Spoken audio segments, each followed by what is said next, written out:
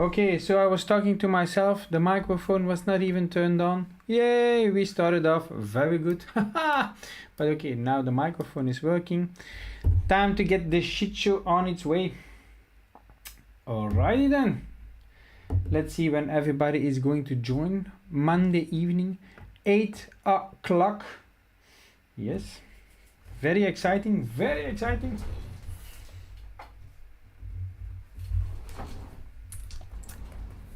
Come on guys, where are you? Don't fall asleep. Yep.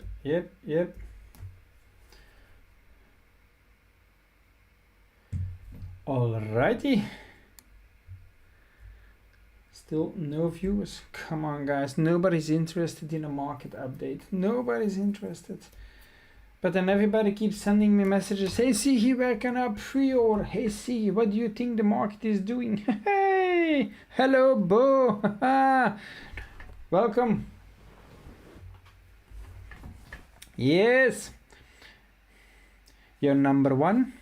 Je bent de enige Bo. So yes. Not even Cindy is tuning in. Come on, Cindy. Where are you, Cindy? Ah, well. Have you taken a look, Boo? Yes.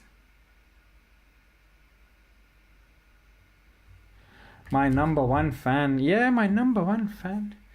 Yeah. Thank you for being my number one fan. Yeah. Cindy, where are you? Cindy? She's busy. She's behind the computer. She's sorting out cards. So my number one fan should be there. But yeah. Yeah, golden dark dry. It's a little bit off center. Heavy on the right. But yes, yeah, you can clearly see it. Heavy on the right. But yeah. Bought it yesterday at the convention. Funny story. So the convention wasn't started long, and there was one person that I know from a previous fair. I traded. No, I bought it. Well, not I traded it for money. But they got it on the convention itself out of a booster box. First pack. Well, that one guy, first pack, gold. But yeah, they know that prices will go down, so yeah, they wanted to get rid of it. And this was a deal when the convention was already over, because it was a vendor. But it is someone that doesn't do shows often, so once every few weeks, months. So yeah, otherwise they get stuck with it because prices are going to go down. For the moment it's going for like 800 euros. That's not going to be sustainable. We know that. So yeah. But yeah, okay, not a bad card. Yeah, I would think if I have now the other one, the SAR next to it, I think I would prefer the gold. Yeah, I think so. Yeah. This is now the second gold card that I hold in my hand. The other one was from Perfect Order. That one I traded also, and then I traded it away. But then now this one, yeah. Let's see. So yes, the golden Mega Darkrai EX. Got a good deal on it. But for the moment it's still a good deal. You know, if I don't get rid of it soon, it will be a bad deal. It's a big risk that I've taken. Yeah. Yes, but okay, yeah, that's the thing. But where is everybody? Monday evening, 8 o'clock. 8 o'clock. Come on, guys. People gotta activate their notifications. This is not funny. Not funny at all. Nope. But okay, market update. This week you have the Terrestrial Festival, the Chinese, that is coming out. I see messages on Instagram. Don't pre-order, don't touch it yet, because you are going to pay way too much. As you know, Chinese booster boxes, they are normally very cheap. Now they are asking times 4. And there are stores that saying, yeah, we have it guaranteed, but in China it doesn't work that way. Nope. So yeah, let's see. No, we don't want bad deals, Abo. No, we don't want bad deals. That's not allowed. No. But not every deal is a good deal. You could have a bad deal as well. That could be, yeah. If you know everything in the beginning, then life would be sweeter. So yeah, but we don't know that. So yeah, it could be that, for example, I buy a graded card in Japan, and by the time it arrives here, that the price is already crashed. That could be. That can be with everything. I already had it with booster boxes. That I bought booster boxes in Japan. That at that moment it was the best price, and by the time it arrived a few days later, the price crashed. Shit happens. Yeah, shit happens. Yeah.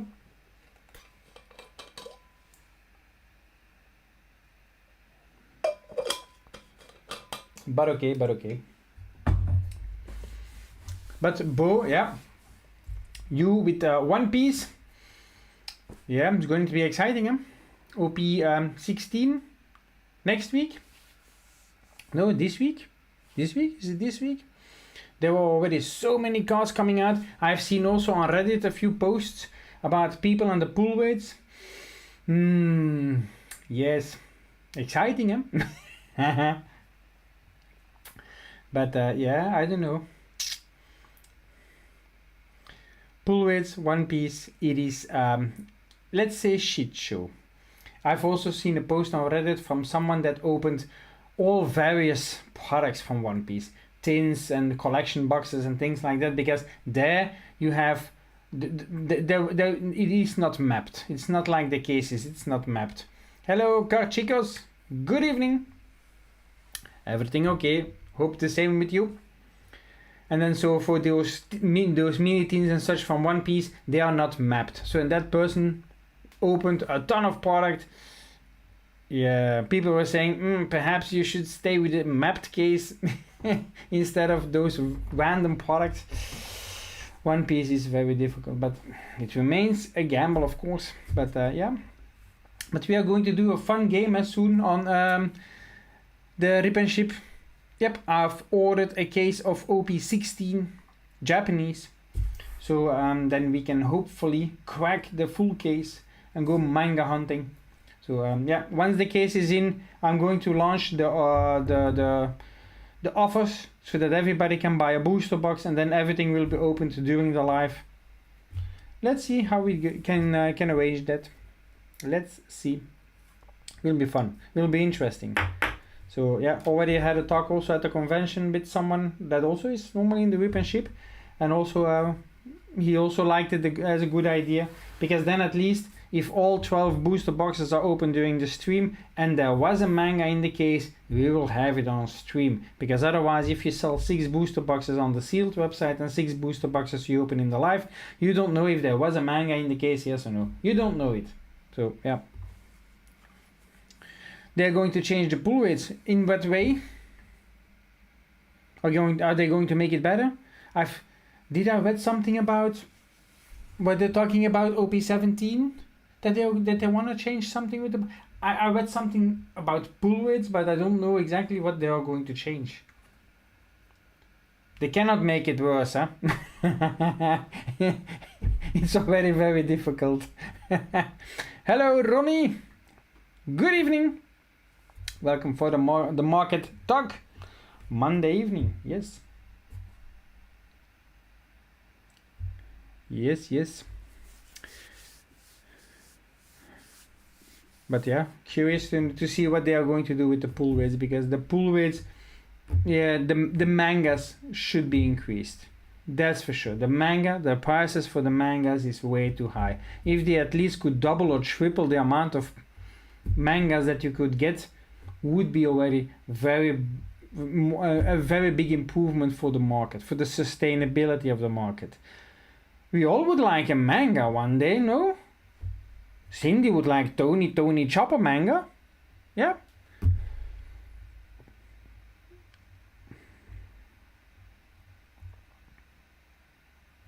Yeah. for the OP16. Yeah, the Japanese, because for the English I still need to see if I can get something. I missed the boat because pre-orders for One Piece Japanese start already months in advance. So I need to see if I see something popping up for OP16 still, or OP17, and the prices are reasonable, I will see what I can do. But yeah, we'll see. Yeah. But I will let you know once the OP16 Japanese case is in. Definitely. We will see. It will be very interesting. I'm looking forward to it as well. So thought, okay, it's a gamble. It's a good idea. And let's hope that we can finally pull a manga on stream. That would be a very good idea. I would very much like that I can pull a manga for one of you guys, and nice. That's the plan, the game plan. But for the rest,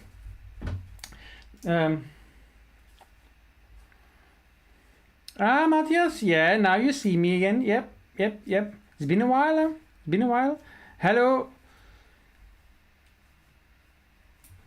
Hello, Matthias. Hello, Tim. Yeah, but let's dive into Pokemon. So guys, Pokemon is going to be very dangerous the next months. Don't pre-order. If you have watched my video, there are already in Japan things going on that they are trying to take advantage. Pokken in Japan, if you know that, a lot of people have already checked out their website. You cannot deny that you never heard of it, because most of us have already heard of Pokken in Japan. The prices for a booster box is ridiculous. 356 euros. When I looked, someone in the comments mentioned like $400. It's crazy prices for a booster box. Most likely just 20 packs inside of it. Now, what can we expect ourselves on the market? Well, I previously already mentioned I'm in WhatsApp groups, and there the prices are already going now for 100 euros. When they started months ago, I'm talking about the month of March, they were starting at 85. Already back then at 85. So here comes now the story, but in regards to my video that I made today, people are always shouting, yeah, scalpers, I don't buy if it's not MSRP. If people keep saying that for the 30 years, you will have literally zero product. It's going to be extremely difficult. Yeah, it's going to be very tempting for a lot of stores to raise their prices. And I think that's perhaps the reason why Dreamland, MediaMarkt, and Bol, that they already raised their prices. They know what is going on, but they also know they are being bought out by others. Plain and simple. If they don't raise their prices, people keep buying everything up. They can go every day to the store, buy one product, or go with family, and everybody buys a product, and then they sell it off for 20 euros profit per ETB, for example. You have people that actually do that. So yeah. No. Yeah, Tim, that's right, indeed. The Prismatic, the Chinese version, I've seen posts on Instagram that there are in capitals that they are saying, do not pre-order. Because nothing is guaranteed for the moment, because China is completely different than Japanese and English in terms of supply. The demand is through the roof, and they are asking gigantic prices. And also, do not forget the risk of being scammed. Because now everybody can try to offer to you to say, hey, I can give you that set for that price, or already send me the money. And that you never see your product or never see your money back. How many people these days are going to get scammed will be gigantic. Not only for Chinese product, but also for Japanese product, and you name it. And if you get scammed and you did not use PayPal, for example, or you didn't use the credit card with protection, good luck, to be honest. That's why one of the rules is, if you buy internationally and you cannot trust the seller, if you have never done business with them or you cannot find decent reviews, always buy with a credit card or with PayPal goods and services. Never PayPal with friends and family. Never. PayPal friends and family, zero protection. Goods and services. Okay, you pay like 4% commission on top for PayPal, but you got protection. If something happens, the product doesn't get delivered, you've got protection. That's also what I do when I start with a new seller somewhere. Yeah, if it doesn't feel right, I use PayPal. Okay, I pay a premium, but at least you've got some protection, because otherwise another payment method that I use is Wise.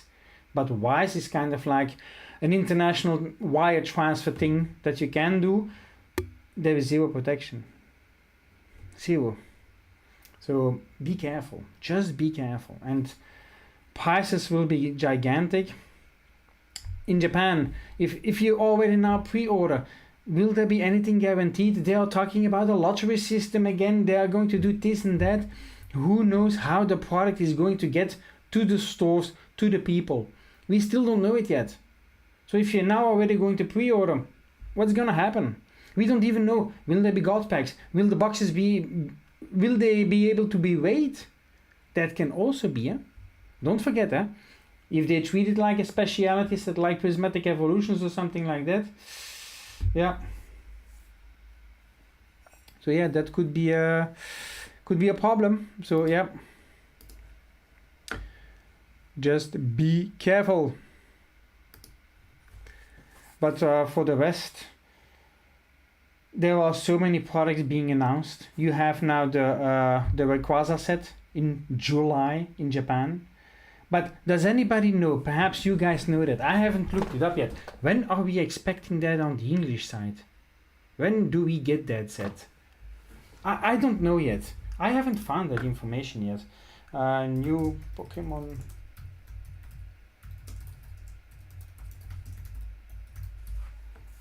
Is that October or is that... it should be, You have Storm Emerald is with the Mega Rayquaza EX. That is expected on July 31st. But the rumor in the beginning of May was that it would be September, but that cannot be. We are getting on the 16th of September the 30 years. When are we getting that set? I think it will be October.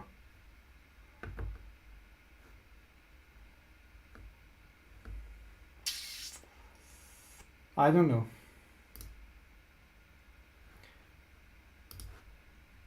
It's an expensive year. I think we haven't seen everything yet. Because don't forget, okay, we have gotten Ascended Heroes. But don't forget what else is coming our way. At the end of the year, in the fall, we have the new specialty set in Japan coming out again. So the fall, I think after the summer, we are going to have the most difficult time of the year, because there will be so much different product, so much money that you will need to spend if you want it all. Don't forget, on the 16th of October, they are releasing in Japan as well all 27 first partner collections. All 27 cards, one big bang. Of course, they will be probably individual boxes, something like they did in the Chinese side as well. There you buy one pack with a kind of like display inside of it, and that you only have one card. I think that was it. How much does it cost? 15 euros, something like that. But I think they will do something similar on the Japanese side as well. August. Which August? The Mega Rayquaza? Nah, cannot be. Let me see. The Mega Evolution era, so we have Chaos Rising, expected Pitch Black July 17th. You see, the English date is not confirmed yet. So we have Storm Emerald ME06 here mentions expected around September. But what is also very strange is the 30th celebration is M6A. That's interesting. M6A is the Japanese 30 years. But Storm Emerald is ME6. why do they do everything in the summer? Why everything in the summer? People are not there. People are sipping the pina coladas. I also want to sip a pina colada this year. Pokemon, leave me the fuck alone. Oh, come on. It's gonna be worse. Come on. But yeah, we need to see, because we had Black Bolt, White Flare last year at the end of July. That's what we got. But now we are getting Pitch Black. But they can't release an English set in July and then another English set in August. That shouldn't be possible. But no. Are they turning it around in English? That could be. Because on the English side, they do not call it like M6A. So that could be the variation that they are looking for. They already did something. They already switched something up. Because do you remember the video that I made about the date on my case of Chaos Rising? There was, on the booster box case, there was the date mentioned 27th of March. And I'm not the only one, because I've seen other pictures on the internet. I found other Reddit posts that people were also claiming that. So they did some switching around with the dates. No, 30th anniversary is, no, that's the 16th of September. 16th, 18th, 16th, I thought. If I'm not mistaken, that's the 16th. It's a Wednesday, because that's now our 16th of September. It is on a Wednesday, global release. It is very much Japanese, Chinese, English, everything. 16th. Yes, because people are spreading the rumor about the 18th, but no, apparently Pokemon confirmed it's the 16th. They are doing that as well on the 16th, because then they can create a very big party as well in Japan. Apparently it's not the first time that they do this. On the 25th they also did it, apparently on a Wednesday, so that they can create a party from it. Because they are going to do a lot of activities in Japan. Okay, it's a Japanese company, yeah? No surprise there. But they are going to do a lot of festivities, because for them this is a very big event.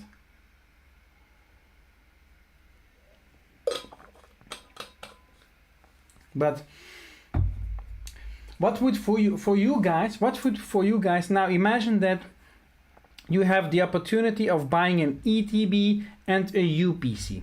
What would for you guys be a comfortable price for this set for the 30 years? Imagine that we base ourselves upon what we know from ETBs, how many packs are inside of it.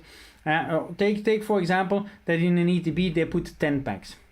Just putting out a number, 10 booster packs, you know it is only 5 cards per pack, excluding the energy card, otherwise 6 cards, okay. And imagine 10 packs. And a UPC, let's say 15 packs, something like that.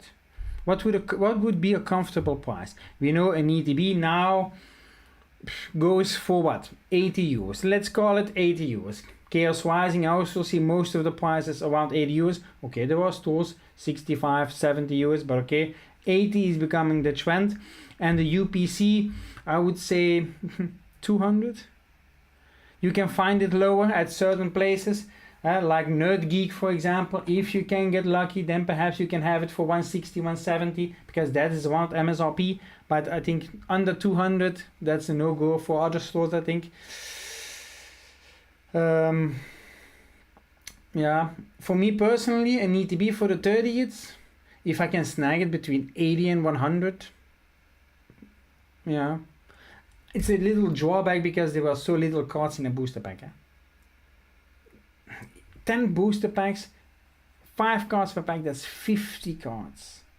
50 cards. And then you need to hope that you don't have any doubles. And the set is, what? 180 cards? Something like that. So that's going to be very difficult.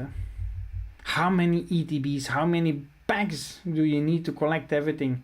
And then take into account the pull rates. It's going to be very difficult, especially if you want those futuristic wares. I don't really like the futuristic wares, but yeah.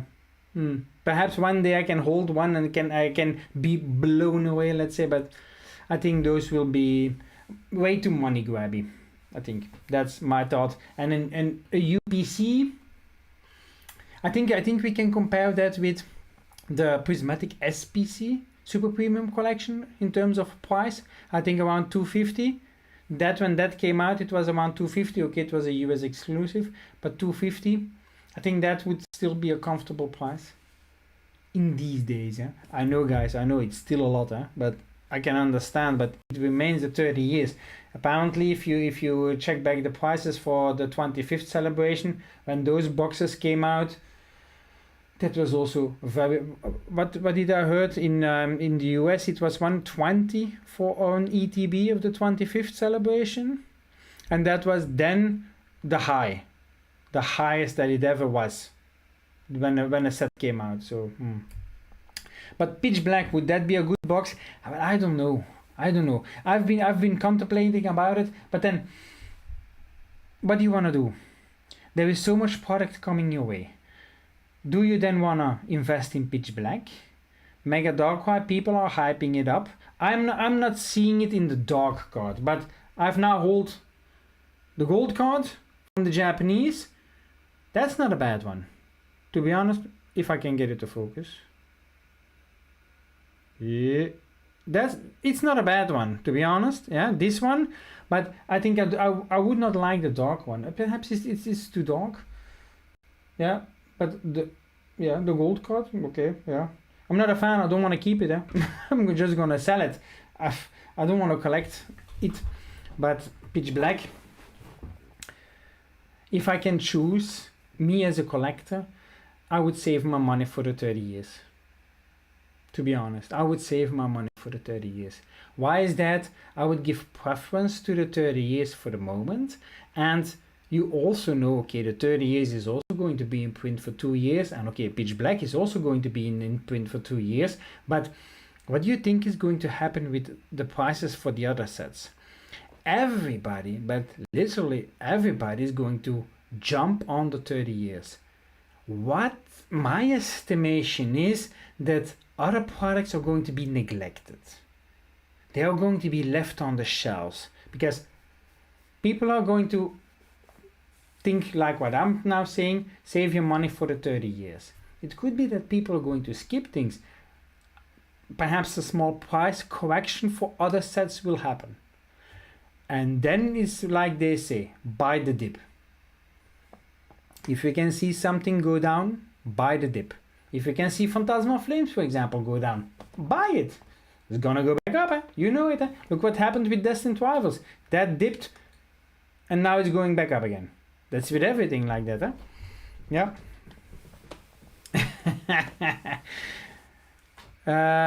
You're not sure about UPC since you're collecting English and it's mostly no MSRP to find in Germany.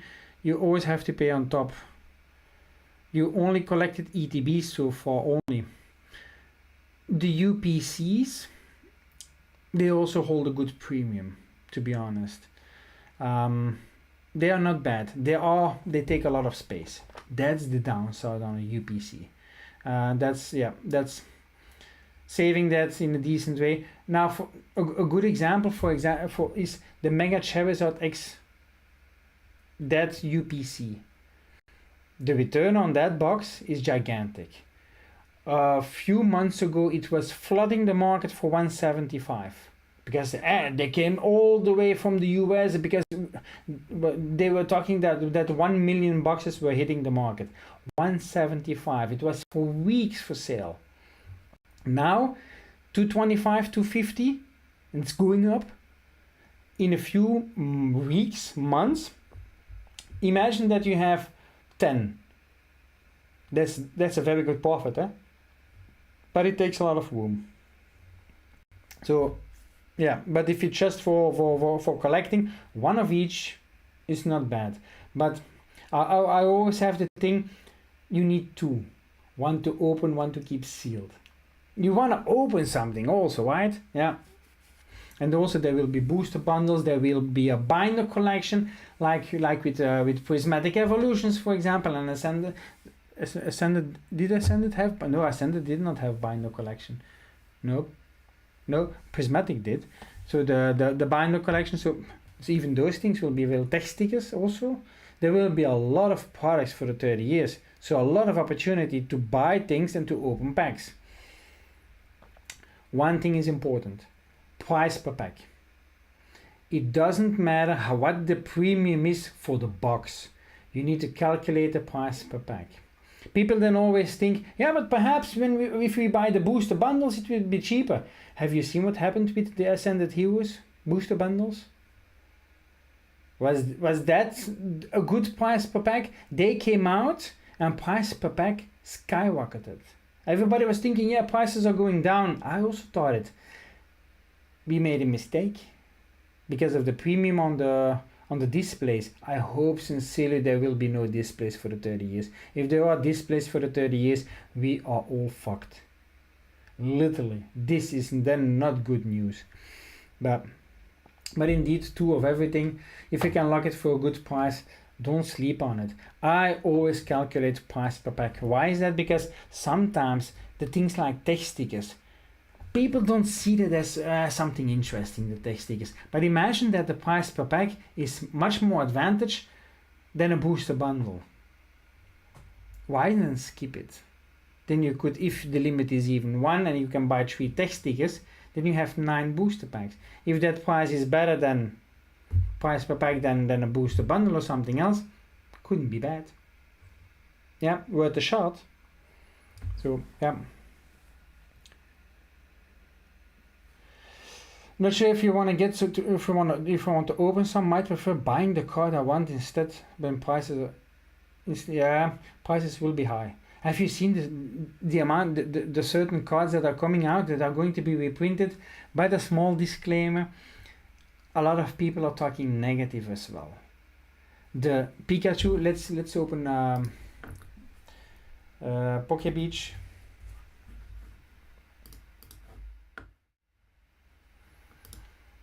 So, where are the cards? Yeah, we also have, of course, Espeon, Umbreon and things like that. We also have apparently this kind of promo card. This is just mental, eh? This is asking for trouble, basically. This Pikachu. But what the people are complaining about is the Pikachu logo here. The 30 years logo. People find that it's way too big. Especially if you now take a look, you also have then this card, but it takes up a lot of room. This is now on these kind of cards, but this card here, nice, eh? In the sky, 30 years, but then you have that Pikachu head on it, 30 years as well, with then the nice Umbreon, but it doesn't fit in the design. That's what people are saying. It doesn't really fit into it. And then here they place it on the left side, but it doesn't really fit in. Yeah, all the colors, they are nice, they blend in together, it's a cozy card, and then you have, bam, a yellow stamp on it. You have people that don't like stamps.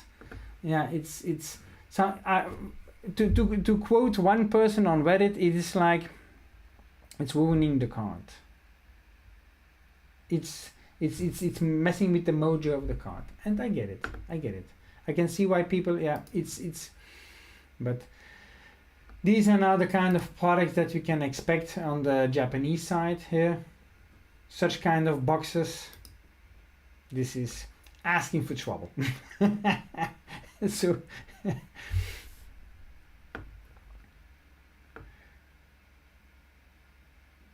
there's two sides to look at it.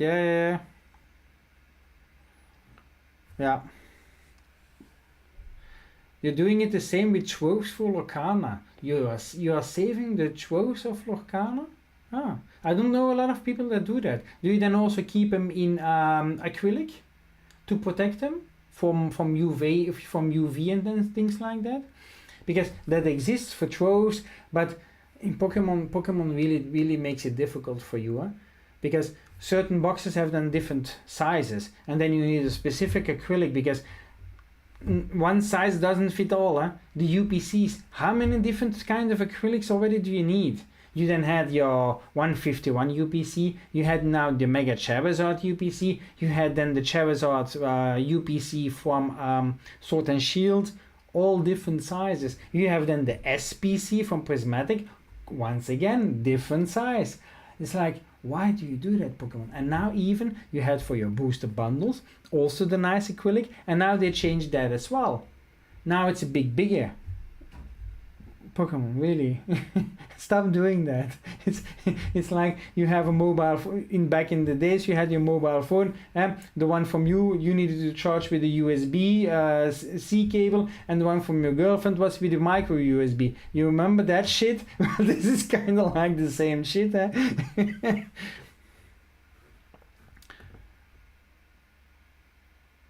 Okay, yeah. If you have a fabled one, hold on to it. I sold my booster boxes of fabled and I was like, damn, those spiked. Those really spiked. But kind of waste of money, it depends. Depends what you plan to do with it. If you want to keep them long term, protection is everything, so you put them in a decent acrylic that you can enjoy them, that it's saved also. And you never know what a product is going to do in the future. Eh? If it's now Disney Locana, if it's now Pokemon, you never know. Yeah. With Pokemon, well, we have a pretty good idea, I would say.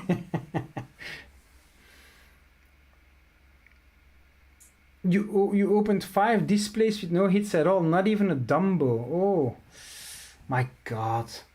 I opened a case of set 12, the Wilds Unknown, the last set, and I had Buzz Lightyear. I was really lucky. I've got a fly here. Come on, move. So I've got Buzz Lightyear, but yeah, I sold it already off. But it was a nice card. Yeah, but yeah. But I also like to protect my things in things that are really in my collection. I put them in an acrylic. To really save them. You never know, because it would be a shame if by accident you bump into it and you break the seal, because the seal is sometimes so fragile, and also on some products the seal after a while, I don't know, sometimes it can go open also with temperature differences, or imagine that indeed the sun can hit it a little bit, it remains stupid fly. It remains a plastic, eh? So yeah. You bought him for 500. It was a steal. First time your wife agreed to my. Well, there is also one guy here in the stream, Matthias, and his wife also said, yeah, but Pokemon, you're spending your money. The day he pulled the card worth 600 euros, and it was, oh, honey, do I need to buy some Pokemon cards for you? It's like, and Matthias, that's true, man. Yeah, but.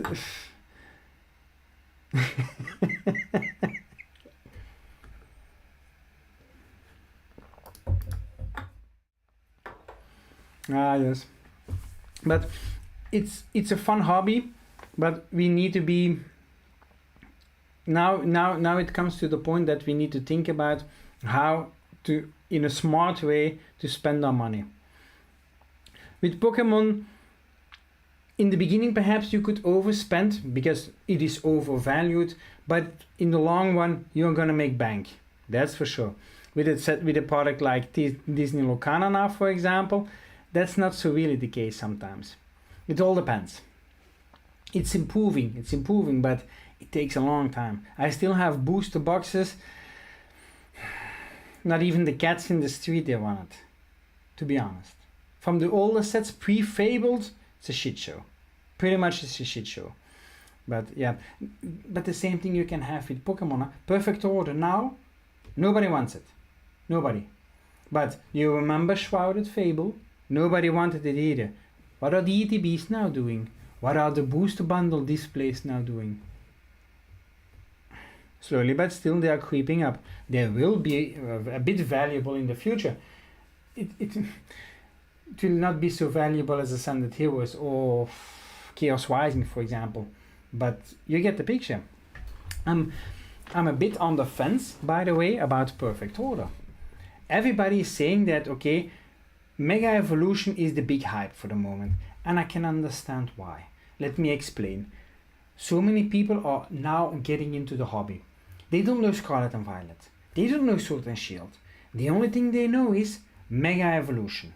They then get to know, okay, Mega Evolution, the base set, oh, Phantasmal Flames, oh yeah, look at this, look at that. So they are getting into those sets. But then the newbies, perhaps they are going to like Perfect Order. Perhaps, who knows where Perfect Order is going to be in 6 months. Now you could get ETBs for a very long time for what, 70 euros? But will that remain 70 euros? No, I think sooner or later it will become 80. You have stores that are asking 80. It will become 80, 90, 100 euros. I think Perfect Order will increase in price much faster than Shrouded Fable did. That's my perception, because so many people are getting into the hobby and they are looking at the Mega Evolution. Why? It is just the basic principle of the Mega Evolution. There is a gold card in Perfect Order. You have Pink Pikachu, because Pink Pikachu is in Perfect Order, right? Pocket data. You have a few cards which are not bad, that people like. So let me...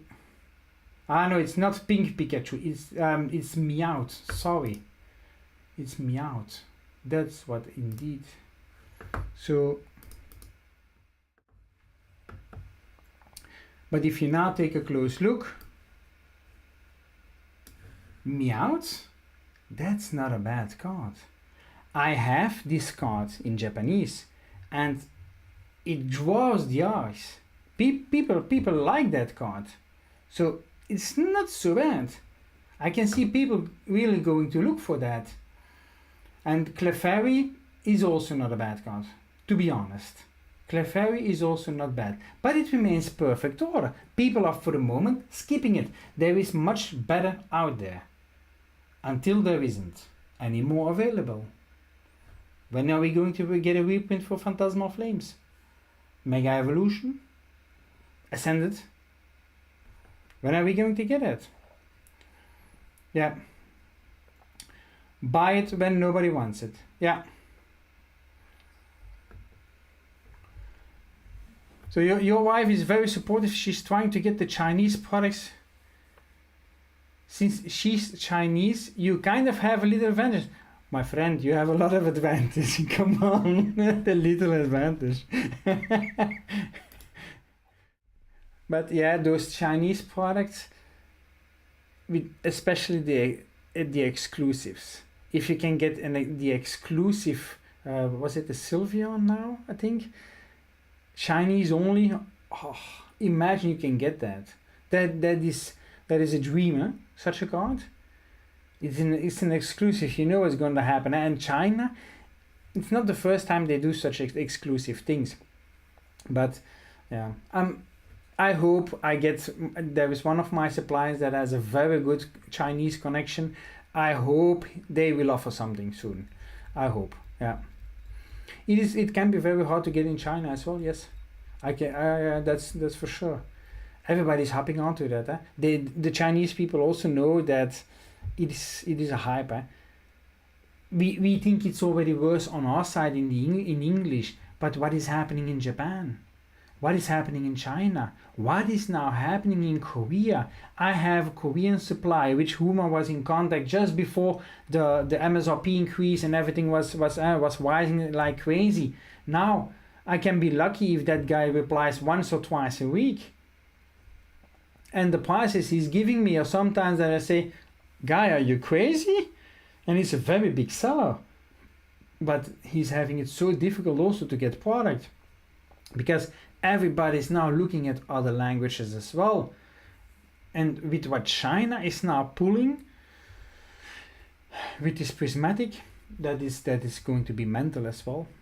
But so many different products. So many different coins, this, so many different pin designs, that. Why? Why? They're doing it a bit to themselves. So yeah, if they limit the amount of products and that they can focus on the amount of booster packs, perhaps that would make a change. But no, they want to make 81 different coins. How many different pins? 60, 64 kind of different pins. Why do you do that? How many different binders? Three, 4 designs, something like that. But the binders are beautiful as well. But Chinese products, you can say whatever you want about those Chinese products. Quality-wise, they are all very good. That's the thing. Those binders, those things. It's like those. You have those 3 big boxes as well. What was it? Jolteon box. Was it an Eevee box, or I don't know? You had three big boxes. That's the same thing. The quality of that, yeah. But they were also dumped on the market in high numbers. So now we need to see what they are going to do with this prismatic set. Yeah. They get the most beautiful stuff. That is correct. Yeah. And the downside for us is the shipping to us costs a lot as well. Products are cheap over there, but getting it to you in Europe, that costs a lot. And that is sometimes the problem. I want to get a lot of products from China, but shipping ain't for free. Nope. That is Jolteon, Flareon, and Vaporeon. Okay, yeah. I'm trying to catch a fly here, guys. Nope. Almost had it. Oh, fucker. Sorry. Yeah. But yeah, my game plan for the moment is I'm 99% going to skip Pitch Black. Unless if I can still offload a little bit of Chaos Rising, the booster boxes that I have, but Pitch Black for me personally, 0. Nothing. If I can have a few things for the Rip and Ship, I will get it, but for me personally, nothing. Nope. Chaos Rising, I opened the booster box together with my girlfriend. That was nice, that was fun. I went to the store, I got some ETBs for giveaway and things like that, but for Pitch Black, I don't think I'm gonna do it. Perhaps 1 ETB or something for a giveaway, but no. What I am going to do is, and that's something I'm doing now, for all sets, I'm going to buy a Pokémon Center ETB. But I'm buying it through eBay. I buy it through eBay from a private seller in the UK. Whoever has the best price, the best offer, and it offers also the custom services through eBay, that gets my order. Why? I don't get anything from Pokémon Center. Never. I cannot. If I get into the queue, once I'm getting on the website itself, it's either sold out or my credit cards are being denied, all that shit. I've had it. I just want 1 Pokémon Center ETB for my personal collection, and I buy it through eBay. Did it now twice. I have the one for Chaos Rising is.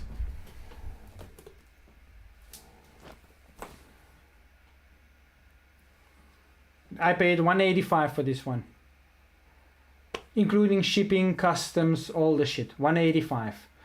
Is it expensive? Yeah, but I have it. You understand? It's better that than nothing. And I did the same thing for Perfect Order. Yeah, indeed, Perfect Order. I paid for Perfect Order. I paid like, I think $140. Yeah, I wound it up to the top. It was 136, something like that. But let's say €140, all included. That's not a bad price.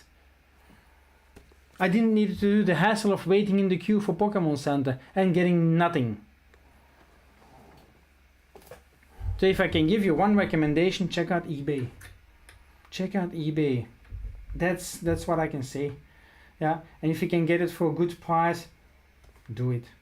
But make sure that when you buy through eBay, that it is a listing where it is clearly stated that custom services are being offered. Then you don't have to do anything. You don't need to be in contact with your local post office because they are going to say, hey, you are expecting a shipment from the UK, but you still need to pay import. Oh, no, you need to pay, and that. I don't get that. The package is delivered at my door, everything paid. So, yeah.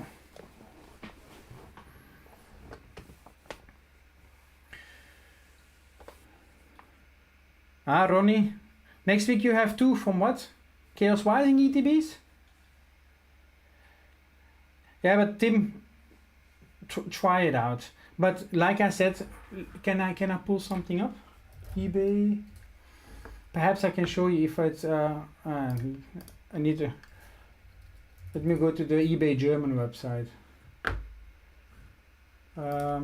Chaos Rising.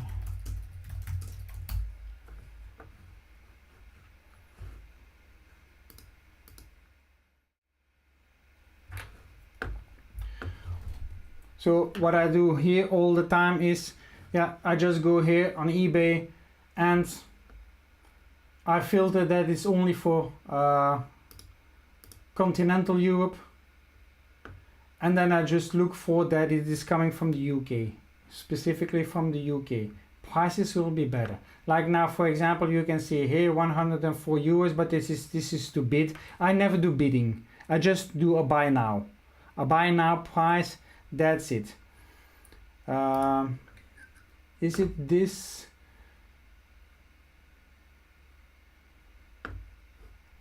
Can I translate to English? Yes, translate. There is somewhere a line. Yeah, indeed. This item is shipped through the eBay program for worldwide shipping with international tracking, simplified custom clearance, and no additional delivery fees. This is important. If you don't want any shit, make sure that this is mentioned with it. Yeah, because it's mentioned here import duties. You see?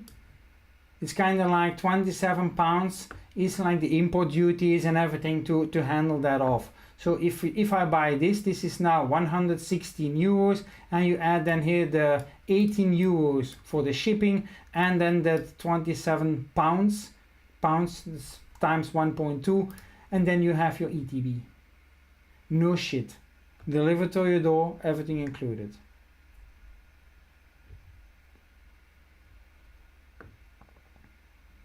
Yeah. So check it out, try it out. That's how I do it. Otherwise, guys, we miss on this. Pokemon doesn't think about us. Yeah. Now, in Germany, they are going to launch product. They are officially announced it. They tried it out last week. They did the first drop on Pokémon Center Germany last week, but it will be German products. Will they ever launch a Pokémon Center ETB in German? I don't know. But if we really want an English Pokémon Center ETB, this, according to me, for me also, this is my only way. Otherwise, it's been a year since I had the ETBs through Pokémon Center.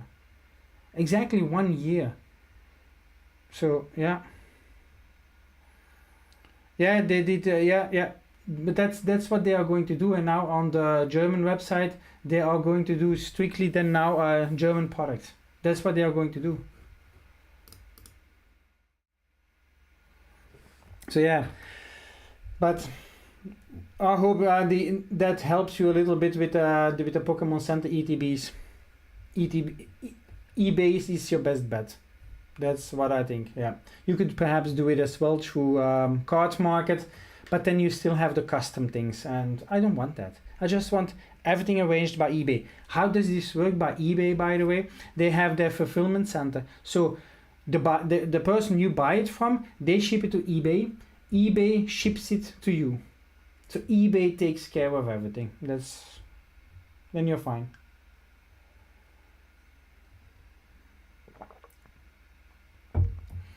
As easy as possible. Exactly. That you don't need to do anything with your local post office, that they cannot give you any hard time saying, hey, yeah, this and that, and no hidden charges. You have just and you have an agreement with eBay. If something goes up, you tell eBay, hey man, what gives? I thought everything was okay.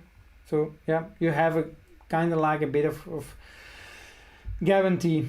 So that's how I do that. So, yeah.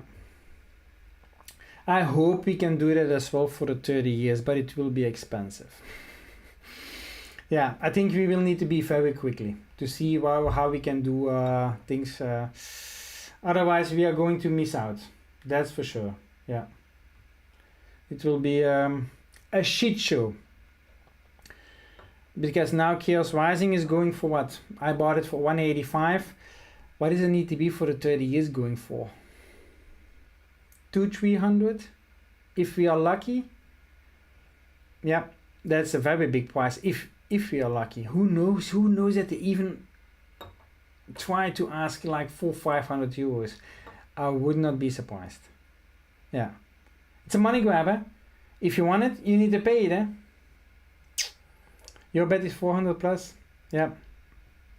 Ronnie, you have a girlfriend, you have a friend in England, and you hope that in the future she can buy it from me, from an ETB from the Pokemon Center, and she can bring it. Yeah. If you're lucky, yeah. The problem I always have with trying to buy from Pokemon Center, if it's a pre-order, none of my credit cards are accepted. Their website has a certain protection, something like that.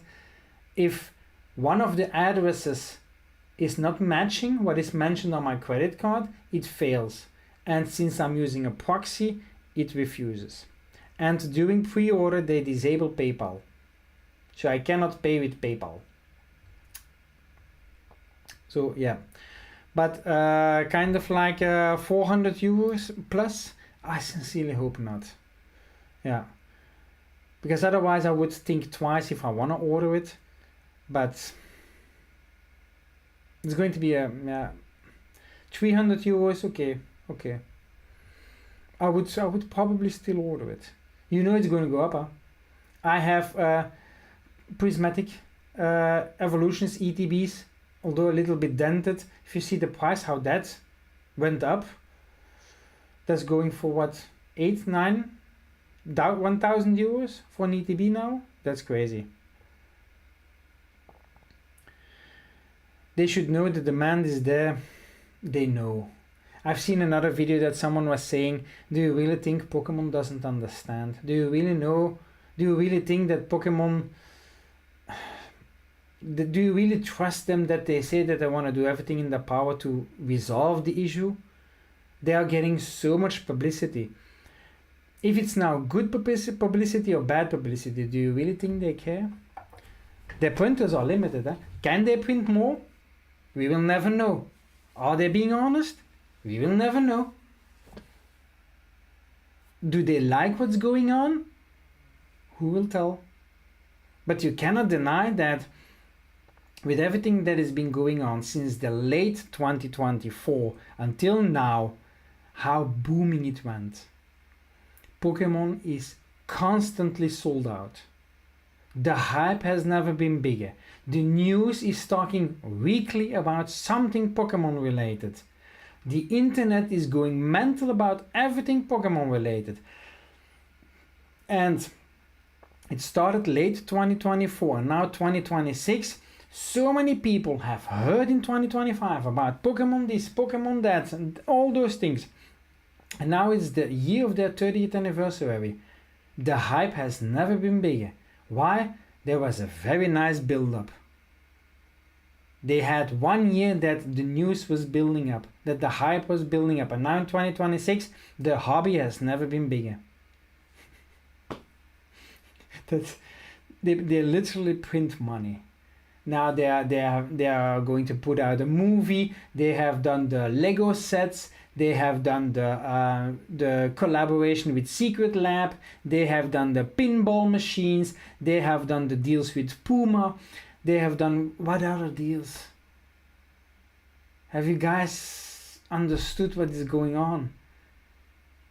They are. This is one of the companies most in the news in regards to TCG things, cardboard, Pokemon rules. To be honest, this is the year of Pokemon. Everybody's talking about it. In TCG, everybody knows what's going on in Pokemon, and everybody wants the piece of the pie. Couldn't be better publicity, in my opinion. But yeah.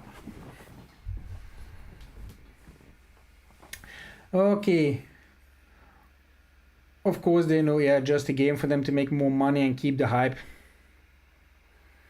Yeah, they are a business, of course. They are in here for making money, and okay, they like what they created. Otherwise, they wouldn't be doing it so good, and they are very good at it. Hats off. Sorry, the thing that they created, it started with a flimps probably somewhere 30 years ago, but look how it got established, how big it is. Stupid flies, goddammit. And but look at it, what it's now. But Noah Boo just got your first big order on card market, 180 cards. Congratulations, from someone in Italy. Needs to be sent as Colli Economy. You have no clue on how to send this. Do you use bpost? But that's expensive as hell. bpost has an economy. Yes, something that not a lot of people know, but they have an economy option which is less expensive, so you can have that. Yes, but how do you say that to bpost? What I usually do is I use DPD. To be honest, my preferred shipping partner is DPD. Yeah. Even though in all transparency, if there is stated Colli Economy, if there is stated bpost Colli on card market, I use DPD. Why? I prefer DPD. The service of DPD is better. That's just the thing, because if I now, but what I also do is to Italy. For Italy, I can ship a package for 10 euros with Mondial Relay, and that is then shipped to a locker, because they have a lot of pickup locations, lockers, 24 hours and 24 hours that they can go and get their parcels, and then they can go and retrieve that over there. That's also something that I do, that you can quickly book on the website for Mondial Relay, for example, but you can have a discussion perhaps with your buyer and see what they prefer. You could perhaps say, yes, I can ship it off with DPD. Check on the website of DPD what kind of prices we are talking about. You can do a calculation on that to see how much it would cost you, and you can immediately pay on the website and print out the label. Or Mondial Relay, same principle. I pay, for example, around 10 euros for that. Why 10 euros? Because I put also an insurance on top of that. In Mondial Relay, you can choose an insurance. DPD is automatically insured until 520 euros. That's why I prefer DPD, because standardly there is an insurance on top of that. Mondial Relay, you need to pay that extra. Still reasonable, huh? But yeah. But yeah, check it out. And Colli Economy, you still have a bit of freedom. There is not mentioned bpost or something, but you can use bpost. But yeah, check it out, Noah. You will find something. Yeah, there is more than bpost in the world. Like I mentioned, my preference goes to DPD or Mondial Relay. That's the thing. Yeah.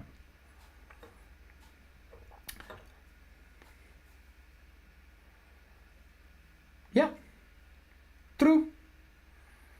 How much did they pay for the shipping? How much was it? More, yeah. Even if you are sending through Mondial Relay or then to DPD, you have then a tracking number and you can provide it to your customer.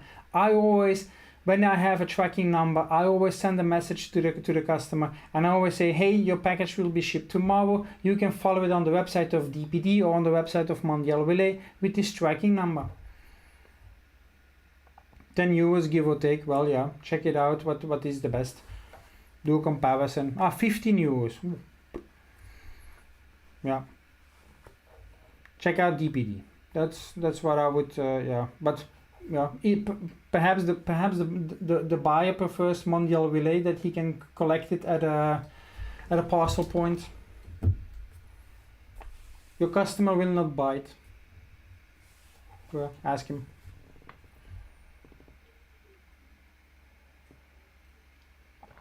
And most of the customers are happy that they receive a message from you. If you want to discuss something, if there is something, that you inform them. Sometimes I have that I cannot find one specific card, and that I say, hey, I'm sorry, but I didn't find that card. I refunded you the amount. The amount of time that people say, thank you for taking the effort to letting me know. Then it makes me wonder, how many people don't let you know and just refund the damn card? It's like, what? I already have that. I was buying cards from someone, all of a sudden I get a refund. Not a single message. I was like, okay, I've got a bunch of cards. Which one was refunded? Now it's like, oh, I need to investigate myself.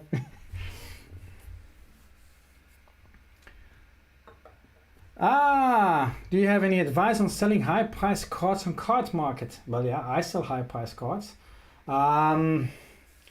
Insurance, always insurance. The buyer, of course, has the trustee on top of it. What you can also do is, to cover your ass a little bit, is to film when you are creating the package. Yeah, I usually forget. But make sure the card is well protected. How do I do that? A valuable card, yeah, in a top loader. What else do I got?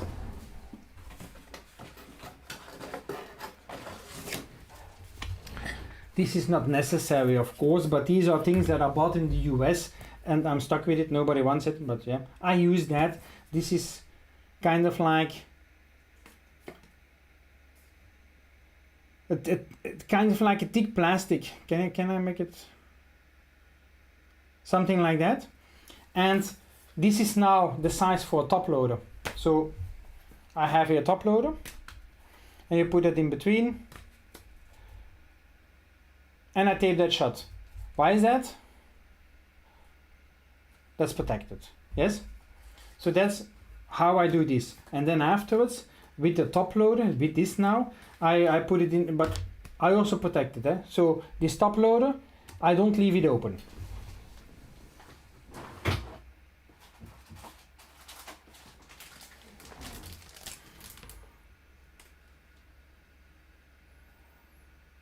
I use such a sleeve to make sure that if there is any moisture or something like that, that it is protected.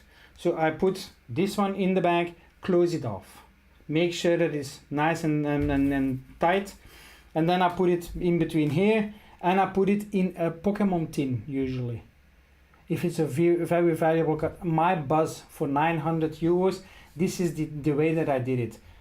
In the bag, placed it here in between, taped it, good shut, bubble wrapped it on top, placed it in a Pokémon tin, like a Charizard tin or something like that, a bigger tin, place it in there, and then put that in a box.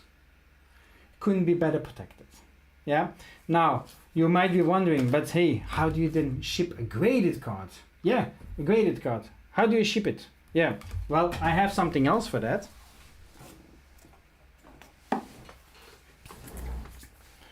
Looks familiar, right? It's a bit bigger. It's the same principle, basically. I put that guard in between, tape that shut. Now, today I shipped off 2 graded cards, so I place it like that. Place that at the top. That, taped it shut. That's how I do it. And then bubble wrap. Nice and safe. So that's how I protect my cards. You can do it with normal cardboard as well, but just make sure that you protect it properly. My experience with shipping companies, they throw with your package. Just be on the safe side. I also try to avoid those mailbox boxes. Do I have one? You know, these small boxes like that? I try to avoid that.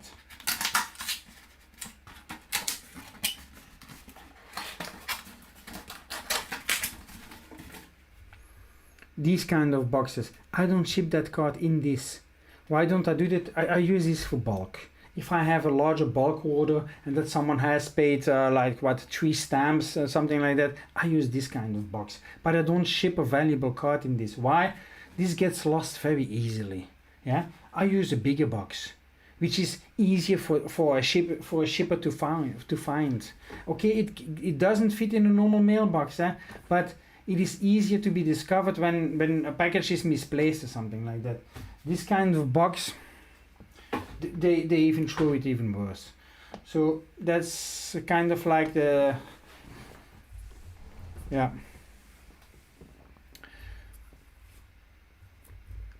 The package was empty. Yeah, but usually if the package was empty, they need to film it, and also normally your package is weighed when it is crossing the steps. if you do the shipping, you are responsible. My experience is always make sure that there is an insurance on top of it.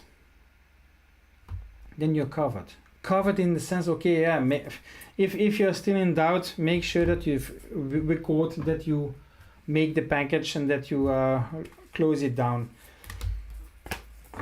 It can be very dangerous sending something off, but if you do everything in your power to protect it as good as possible, yeah, it is always crossing your fingers. I had the same thing with the Buzz Lightyear.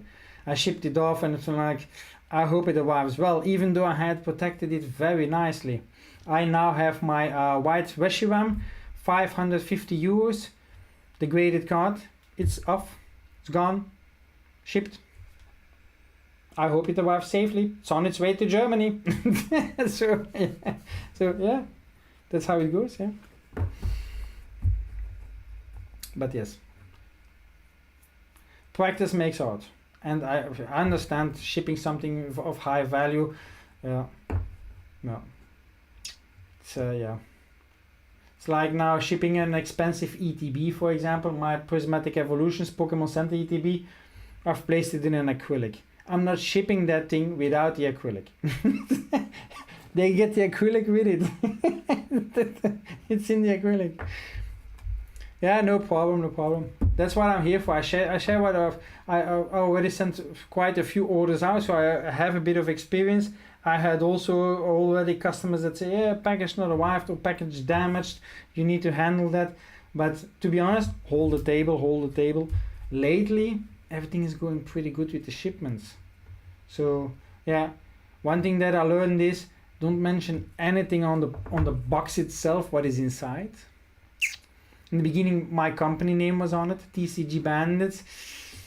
More and more packages got stolen. Yeah, for real. So that's not even mentioned on it, but those things you learn along the way. And protection it's not a luxury, it's necessary. Extra protection inside your package. Yeah. That's why I have my bubble wrap. That's needed. Extra bubble wrap so it can absorb the dents what they are doing with the packages, and then I'm safe. Yeah, Reshiram was sold, yes. Someone wanted to buy it through Cardmark, and then I say, hey guy, go on cardbandits.eu, you get your 5% discount, and then we don't need to give it to Cardmarket. He said, okay. Why not? Otherwise I give it to Cardmarket for what? For doing nothing special. I don't fool people, so they can buy with trust for me to Card Bandits, and they get the same service. So, and then we don't need to pay that 5% to Cardmarket. And also, if you want to pay with the payment system from Cardmarket, the extra amount that you need to pay if you want to pay immediately, nah. So yeah. Yeah, there is no obligation, Tim, to be active in the chat. You have indeed people that just like to watch, but if you ever have any questions, just hop onto the chat and ask a question. There's no problem with that. No, but I appreciate you being active in the chat. Of course, yeah.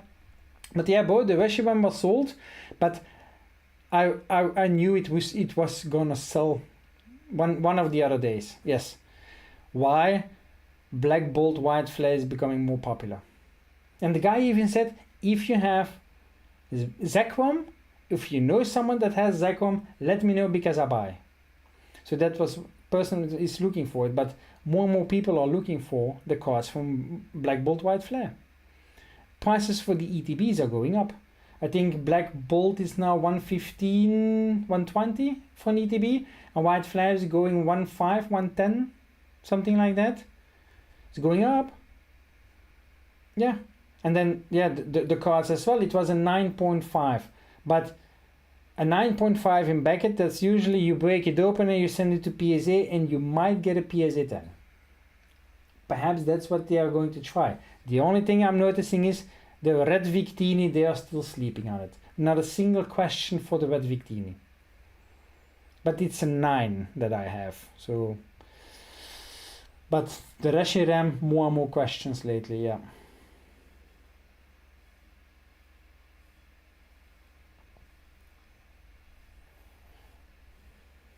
Hi, Ronnie. You also watch? Yeah, but yeah, all the tips and tricks that you can absorb, they are nice. Yeah, indeed. Yeah, that's why I want to share, because I see a lot of things, I read a lot of things.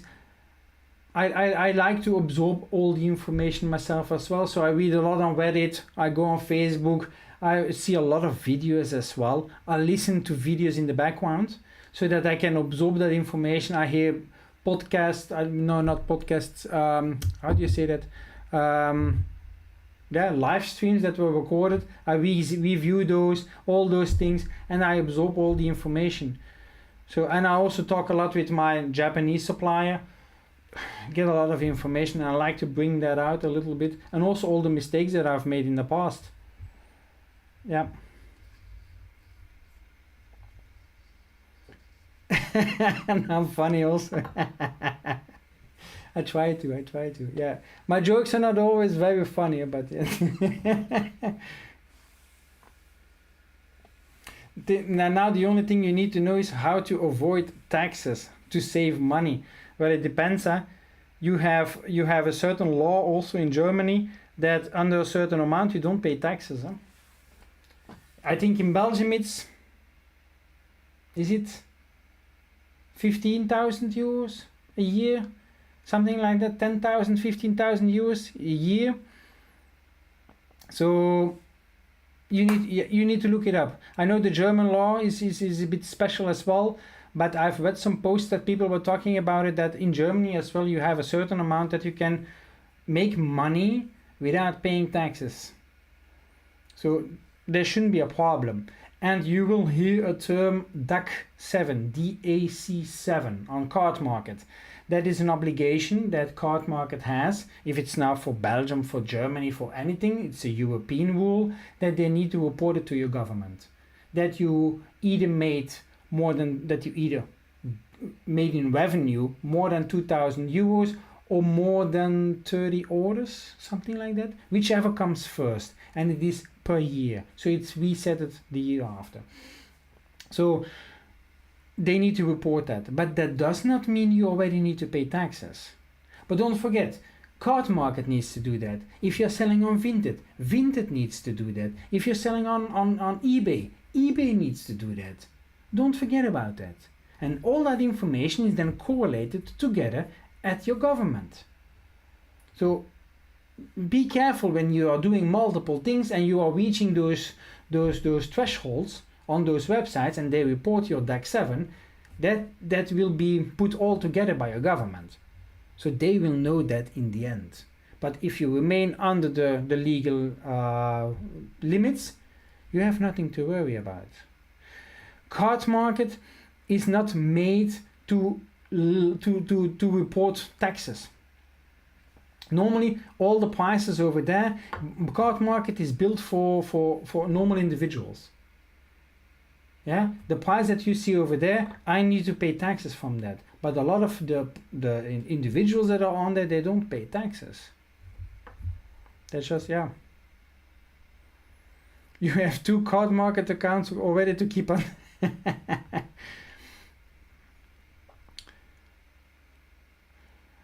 So it's 10,940 as unemployed, 660 when working. Also can open a small business, then free up to 22,000, but you need to keep books, of course. Yeah.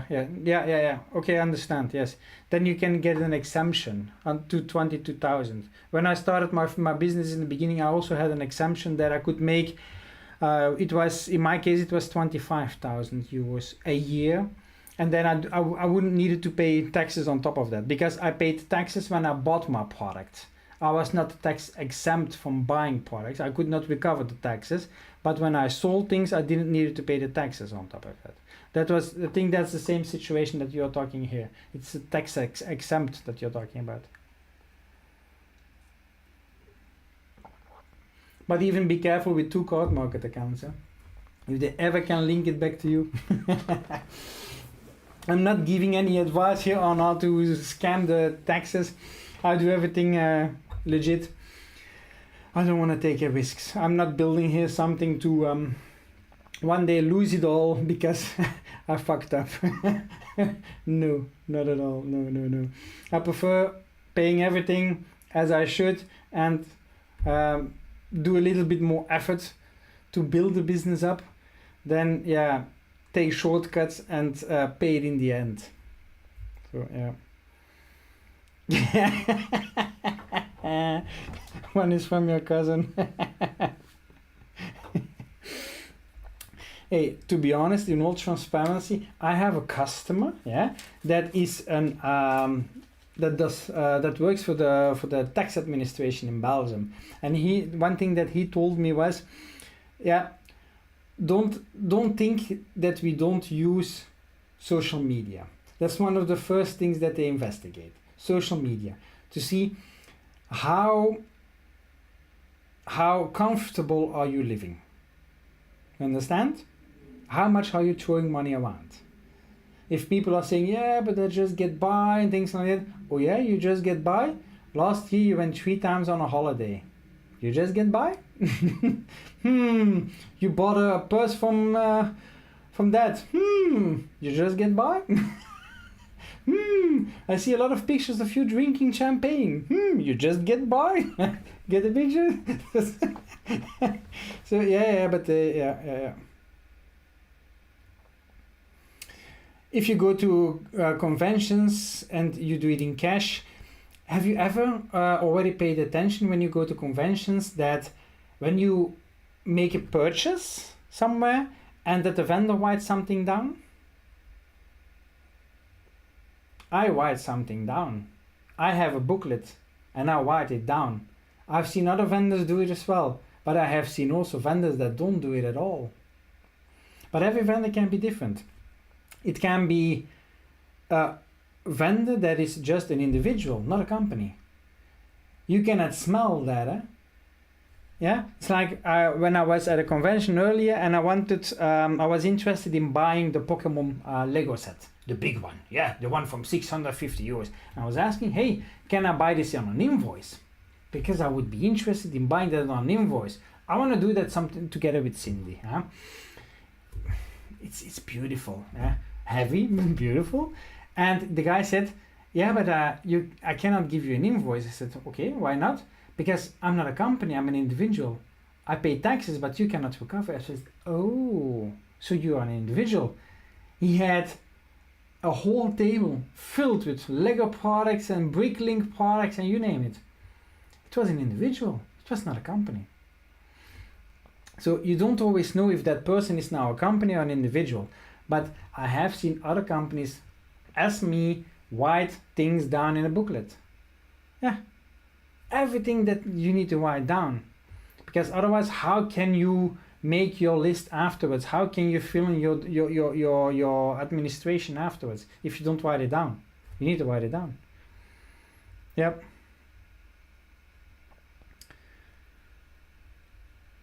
They know everything what you buy and sell. True, except if you do it cash, of course, what they are saying here now, that's true. Because if people really want, there are loopholes. But one day you will make a mistake and the light bulb will be lower than you think and you will hit it. And then you risk losing everything that you have been building for so long. And to be honest, that's not worth it. I want to build a long-term, fruitful company.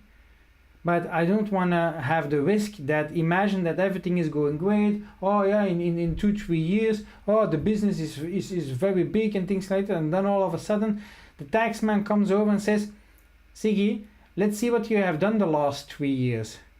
And then, but Siggy, that, you need to pay a fine of 100,000 euros. Siggy is going bankrupt. You don't want that, right? I don't want to destroy my future. I prefer paying a little bit more. I already had one time a fine, and that was because I had a tax exempt in the beginning of my company, but I had a very shitty accountant. And I was getting VAT exempt on invoices from Germany and things like that, so I didn't need it. I wasn't charged the tax. But I needed to. I had a tax exempt in Belgium, so I needed to. And I forgot to declare that. Oh yeah. I had a fine of, what was it? 1,000 euros? I happily paid it. It was a mistake of me. Okay? Sucked, but okay. I told to the taxes, okay, I'm sorry, but there was a mistake made. My accountant didn't warn me. But that doesn't matter for them, huh? The amount was there to be paid. That's it, huh? I needed to pay interest. I needed to pay the fine, and I paid it off. You learn your lesson. Just do what you need to do. that's how I do it. Yeah. If you want to risk it for a biscuit, yeah, that's it. That's it. Because you know the risks, even with conventions. I go to conventions in Belgium and the Netherlands. But if I'm in the Netherlands and imagine that someone from the Dutch tax administration comes to me and that they say, hello, are you from the Netherlands or are you from Belgium? And if I say that I'm from Belgium, then they can ask me, can I see your Dutch tax number, please? I would be surprised how many people from Belgium have a tax number in the Netherlands. Raise your hands if you have one. I'm okay. I know that don't have it. That's on them. But I have it. I declare every quarter my taxes in the Netherlands as well. I am a registered company in the Netherlands as well. Because I need to. Same counts for people from the Netherlands coming to Belgium. On every convention you see people from the Netherlands, but one day if someone from the tax administration comes and check it out and goes to a booth and asks someone from the Netherlands, hey, can I see your Belgium tax number, please? Huh? I'm from the Netherlands, man. What the hell are you talking about? Can I see your Belgium tax number, please? I don't have it. Okay. You get a fine. They don't laugh with that. So no, I'm okay. Yeah, that's from the beginning. Before I stepped one foot on a convention in the Netherlands, I was done. I was okay. I had my request was in. I was okay. I had an accountant and everything. Yeah. It's very important. And a lot of people don't know it. I told it once to someone that also has a company, that also does conventions in the Netherlands. They told me, what? No, you don't need to do that. I was like, yeah, you need to do that. Nah, I don't do it like that. Okay. Not my problem. But yeah, indeed, yeah. But there are so many things that you don't even know. But yes. Yes. But what I do also need, but I will do also, I don't know if you guys have seen the video from earlier tonight.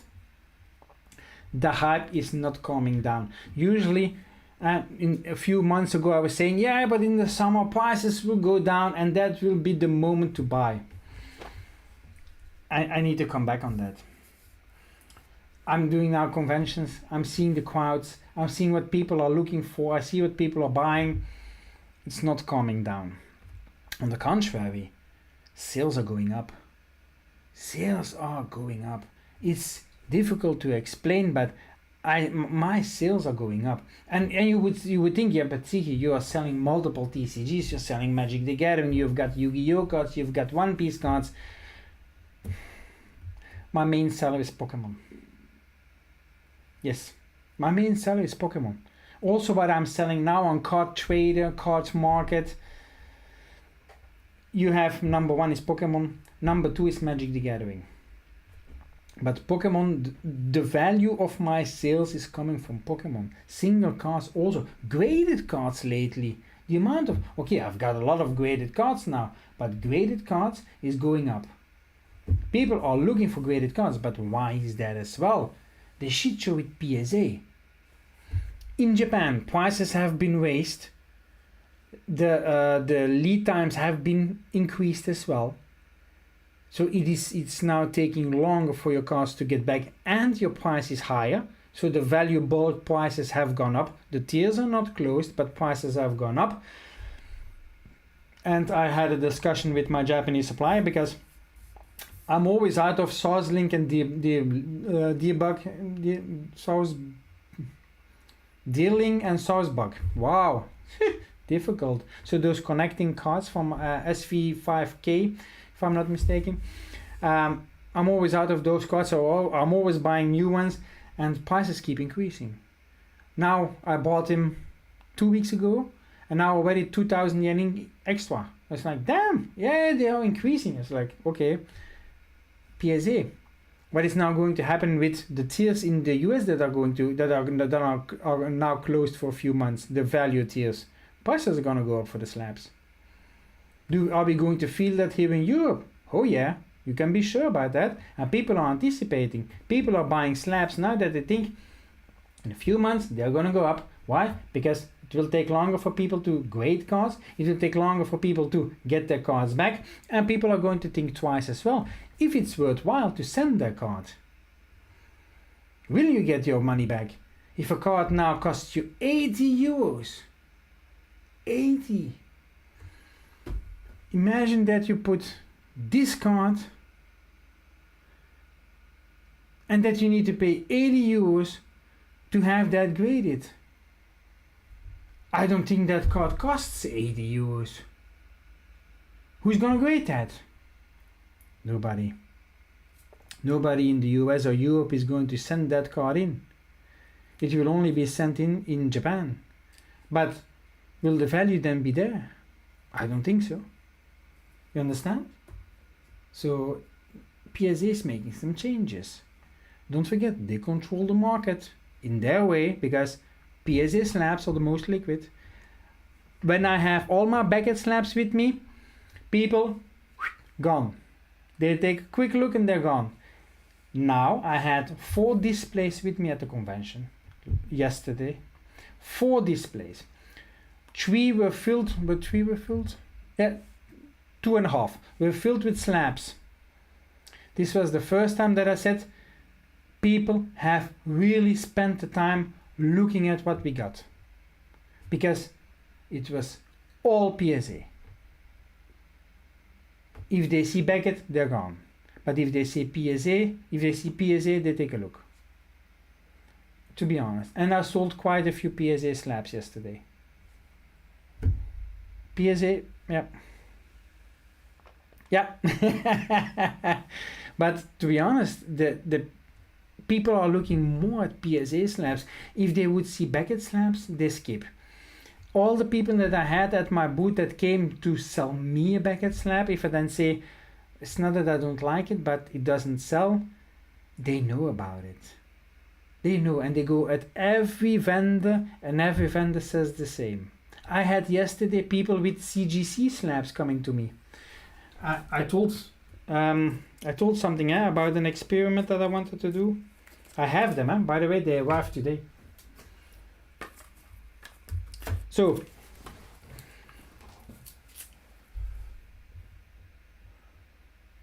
this is now a One Piece card, PSA 10. The exact same card, CGC 10. Exact same card. 100% identical. I have another card as well. These are from the One Piece base shop cards. And then I have these ones. Same thing. Now I'm going to do a little experiment with these. I'm going to put them next to each other on Saturday at the convention. And I'm going to see what's going to happen. Because there is a price difference of like 50%. 50%. That's how much a PSA card is worth more than a CGC slab. Interesting for exactly the same card. So yeah, I found it interesting. Yeah. But I have access to a lot of CGC slabs if I want from Japan. It's now an experiment. Let's see what it gives. But normally I focus on PSA slabs when buying from Japan. The PSA will sell, yeah. I'm curious as well. It's going to be very exciting. But yeah, it's kind of like a social experiment. I'm going to put them exactly next to each other, and then I'm going to immediately know what people are going to say. And if someone asks, yeah, I'm interested in that card, then we'll ask, what's your preference? What's your purpose? Is it for your own collection? Or is it for some liquidity and to sell it off?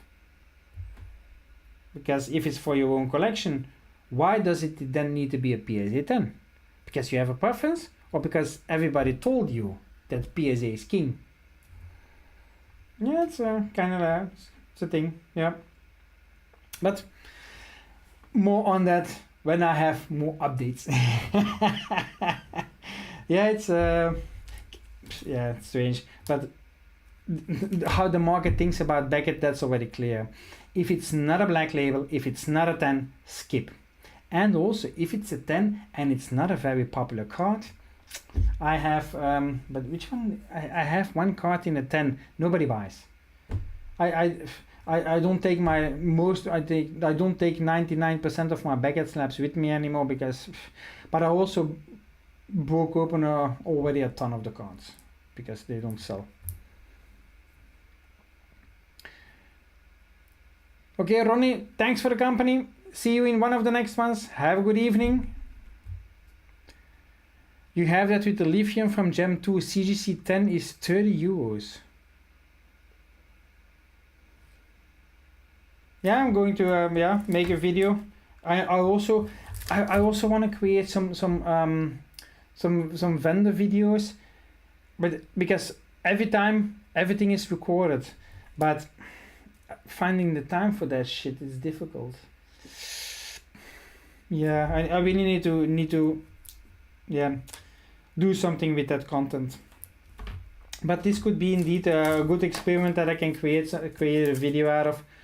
Yeah, I need to see that. Yes. So better not bought it then.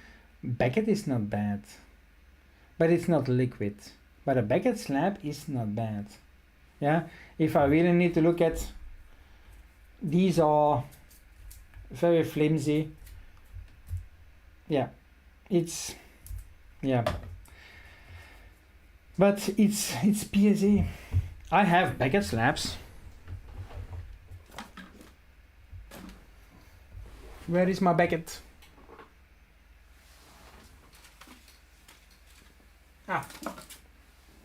Got them. So I also have Beckett slabs. This one in a 9. Why? Snorlax is on it. I also have others. This one, I sent them in myself. And okay, perhaps not the best cards. 8.5. But to be honest, I don't want to break it open. I don't care if this is now an 8.5. I don't care. I've got my card, and I hope one day that I've got a good closet that I can display them nicely. And I also have, of course, some PSA 10s. Of course I have that. This one, also a nice one. But yeah, indeed, you have people indeed that also buy a slab and they break it open because they just want a good copy of a card, and that perhaps if you cannot find a good, decent, clean copy on the market, unless if you buy a graded card, some people just crack it open to put it in the binder. Why not? Why not? Yeah, you have people that do that. But for me, it doesn't really matter. For my own personal collection, it doesn't matter if it's now a Beckett, a CGC, you name it, it's the card. And that's what it needs to be. If you're just collecting, it's the card. And now, in the next weeks, I'm going to send to Ace. Yeah, I've got here a card for someone. If the bad boy wants to be removed. Nope, doesn't want to. But it's a Mega Stormy from Perfect Order. It's not going to 10, that's for sure. It's going to be a 9. But the person wants me to ship it off. It's for his son. So I'm going to send that to Ace, and I'm most likely going to send something from One Piece with it. I like what they do with the labels. Liquidity is not good, huh? That I know. It's kind of like the CGC situation. But I just want to try their service out, see how it goes. I had a good contact as well when they invited me. I had a good talk with Randolph. They're nice people, yeah. So gotta try the service out and see how it goes. Yeah, let's see what that gives. Yeah. But then at least I can objectively look at, okay, I've then tested out Ace, Beckett, PSA when PSA is going to open in August. I'm also going to send through hero grading then. I'm going to send them also to PSA, and I'm going to see how everything goes. What is my preference as a collector and such a thing. So yeah. Also now, who was improving their slabs? Beckett?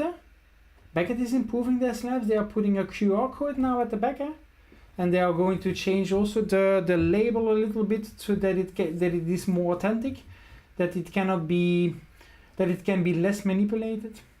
So they are going to do that as well. Was that now something they were already planning from previously? Is this now coming because they have been acquired by PSA? How is the future for Beckett looking? I don't know. A lot of things that we don't have an answer to, but the grading market, okay, it's very subjective, because you can have a card that you say, how the hell did that got a 10? But it is a nice protection for your card on the other hand as well. Yeah, I had ones that a bunch of my cards got damaged because they were not stored correctly. But a graded card, the card is protected.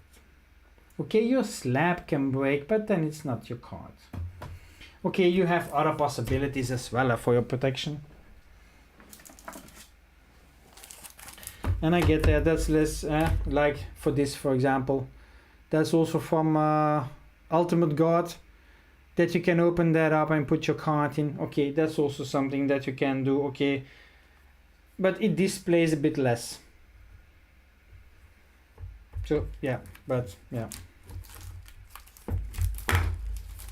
you got no experience with grading, yeah, but if you don't need it, don't do it. That's basically it. Yeah, it's, yeah, I'm a vendor, and then that's the reason why I have most of my slabs now PSA 10. That's why I'm also only buying PSA 10s. I'm a vendor. That's the only thing that sells. That's the only thing people are looking for.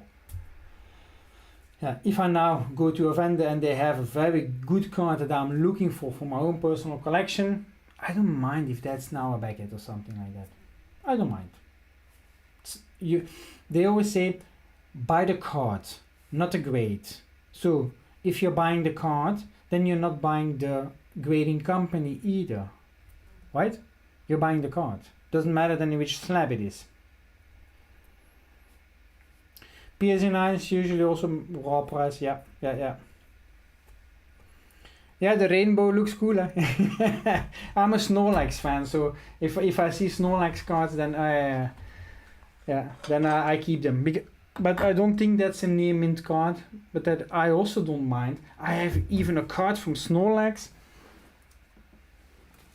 Such a bad quality, really a bad quality.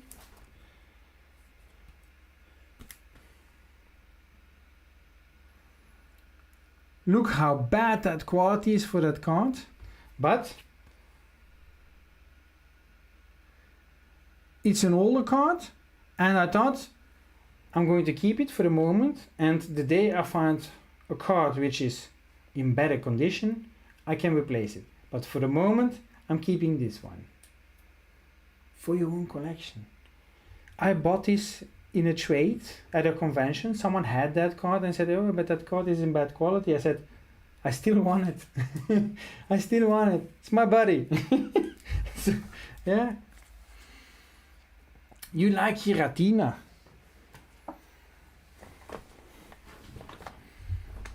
Yeah, nice. How do you determine the condition of a card? Well, I usually limit myself to near mint, EX, and if it's an old card that holds a bit of a value, I go to good quality. So how do I judge it? Near mint is that you don't see anything on it. There can be something that you can say, okay, this is clearly from the production, but it's not a damage, not a scratch of the card. That could be a slight thing off. EX is, there could be somewhere a scratch somewhere, but if it stops being an EX when you have multiple scratches, or the scratches is way too deep, it is not superficial anymore, then it's not EX anymore. And preferably, I don't do those cards that have more damage. Then I skip it. Especially also if you have now bulk, all EX I skip. That's a waste of time. But I usually try to see that, okay, that the cards are as good as possible in the near mint condition. If I put single cards online, if I see, I try to be very strict, but sometimes I do make mistakes. The lighting needs to be good, and you can't rush it.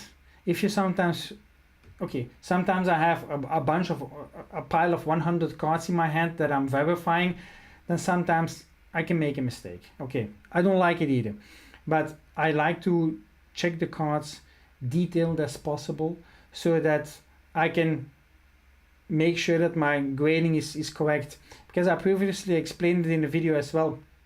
Before we put online the cards, we go through our same step process that we always do. Step one is I check the quality of the cards. That's step one. Step two is I sleeve. Then I know the quality is near mint or EX, because if it's EX, I put a small sticker on the card, not on the card but on the sleeve. You understand? A small something like that. I just put EX on it.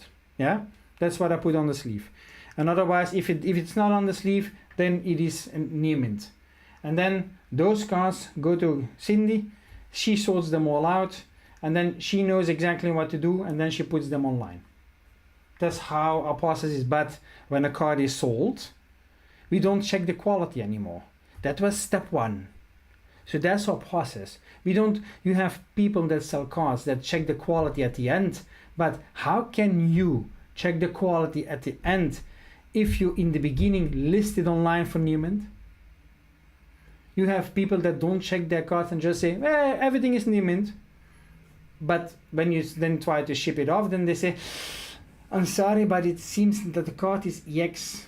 You should have checked that in the beginning.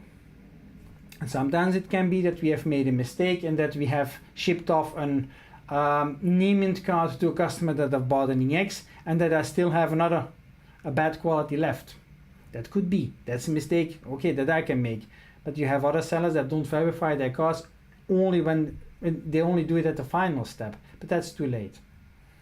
So yeah. But that's how we process our cards, and we sleeve them. Yes, some people say, do you sleeve all your cards? Yeah, all my cards are sleeved, even the bulk, sleeved. Why? Then I'm sure that I know that my quality has been checked and cannot change.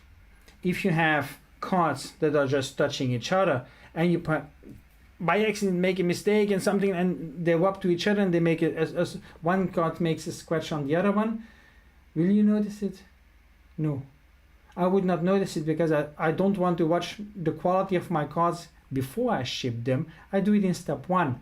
So to make my life easier, I sleeve them. It costs me money to sleeve them. It's like, what, 1 cent a card? I sleeve them. It takes time, it costs money, but it provides extra security. That's the reason why we did it. Yeah. Big problem with private sellers on card market. Sell EX for near mint, but since they're private people, they don't really need to do anything to fix it. Correct. True. Or They don't check it properly under the correct light. How many people just check their light under the normal light bulb that they have in the room? Instead that they take the LED lamp, they put it on, a bit close to the cards, put it on and verify your cards. It takes time. Time is money. But if you want to be reputable in the hobby, if you want to do good business, you gotta make sure that your shit is okay as well. That's the thing. And if someone reaches out to me and says, hey, there is a problem with the quality of your cards, already happened. Of course, we are all human. Everybody makes mistakes. I already had it that someone reached out to me and they said, hey Sigi, I know you are very picky about the quality of your cards, but there's something slipped through. I refunded the difference of the cards and something extra for the effort. I then ask pictures. Okay. Can you show me how the cards were where you received them? And then I receive the pictures, and then I say, okay, yeah, sorry, problem is on our side, and we make an agreement. That's it. That's how it needs to be. Yeah. You cannot build a long-term business if you are scamming people. No, it doesn't work like that. It's your reputation. We are trying to build a brand here. That if someone says TCG bands, that they say something positive about us. Not, oh yeah, those guys, oh, don't buy near mint cards because they are all EX. No, you don't do that. Yeah, if you want a good rating, yeah, that's it. Yeah. Just be careful for people that try to scam you. I always try to look at, okay, what are the numbers of how many sales, how many purchases did they do, and how many shipments got lost, for example, to see a little bit, okay, what is going on. And then also sometimes if a company buys from me, then I go to see on their profile to see how people are, what people are saying about their service. Yeah, and I also have usually that when a company buys from me, that they don't give a review. It's like a company doesn't want to give another company a good review. It's like, what, are we competition or something like that? If I buy from another company and I received my cards, everything was okay, I will say it. I will give you a review. All good. I will give it because you deserved it. Yeah? We don't need to treat each other like competition. The world is big enough. Hello.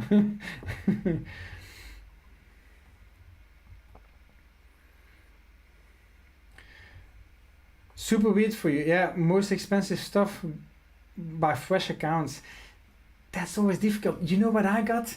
Oh, I had something really fishy. So someone bought a card for 70 euros. It was from the UK, but I don't ship to the UK. Why? I don't want to fill the customs documents. I don't want to do the customs shit. So I refuse. But that person used a forwarding service in Germany. So the address that they gave me was something forward me, then a name that also, I don't understand where that name came from. That was not the name of that person. And then kind of like a storage box in that forward location. I was like, huh? Okay, I was like, let's do it on good faith. Let's see how that goes. But in the end, the person confirmed that they received it. So it was all good. But I was like, shit, I don't like this. But yeah.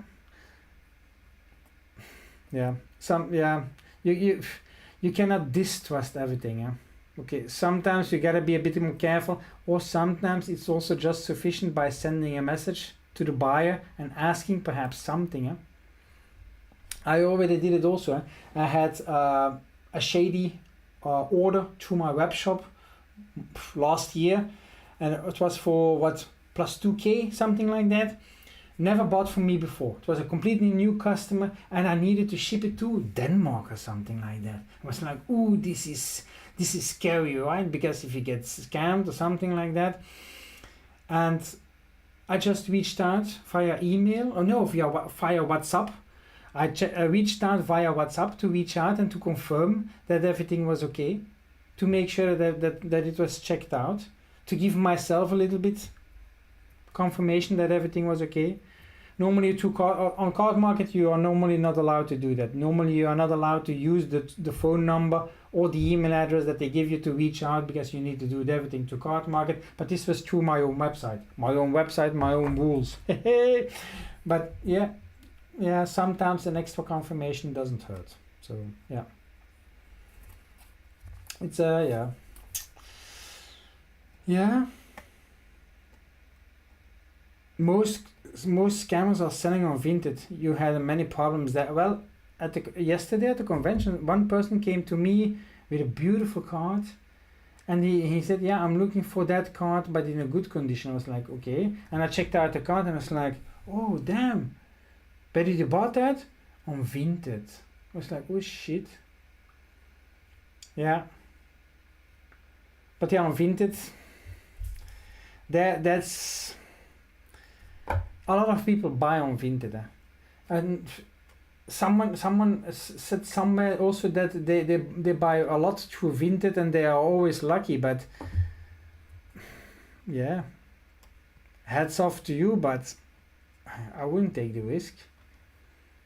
Yeah, I need some protection if I want to buy something that could hold certain value, right? Because otherwise, through Vinted doesn't always want to help you. Even Card Market sometimes already sucks. What is then a platform like Vinted going to do? They sell all kinds of shit. They sell clothes, they sell all sorts of things. Are they really going to care about a stupid trading card? No, they are not. So yeah. A lot of fakes on there, but there are a lot of fakes everywhere. Yeah. Yesterday I had a child come to my table and said, yeah, I want to, are you interested in doing a trade? I was like, okay, let me see your binder. And I asked, is everything for trade? And the child says, yeah, everything is for trade, but there was some fake cards in the binder. I was like, okay, I don't like it when they say that. That is normal, because then you wonder, okay, which cards are fake? He could tell me which cards are fake, but then there were other cards that he was not sure. And at the end, okay, his parents were with him, and I was like, can I give you a recommendation? Yeah. And his parents were also listening. I was like, next time when you go to a convention, leave the fake cards at home. Don't take them with them. Don't take them with you. It's like, okay, thank you for the recommendation. I was like, let me tell you why. Because if you come to a vendor and you say, hey, I want to trade, but be careful because there are some fake cards in my binder, all the alarms will go off in their head. Yeah, they will be scared, because a lot of vendors will say, sorry, not interested, because it's the risk for them. It is their reputation if they take a fake card from you and they resell it, because then everybody thinks it's them that they are trying to fool someone, but they just got it from someone else. Then I said, just leave it at home in the future. Don't take it with you. Then you don't need to say to your vendor, yeah, be careful because there are fake cards in it. The fake cards don't need to be brought to a convention. If you have fake cards at home, that's your thing. But don't take them to public places where perhaps you can sell them to someone else, because that is a mistake. So I hope that child now learned it for the future. Leave your fake cards at home. Don't take them with you. Yeah. You use eBay, yeah, but sometimes people want to pay goods and services for 10 euros. Other people send me 120 euros to a friends and family and trust me after 2 sentences. Yeah, but Tim, put yourself in their place. They don't know you.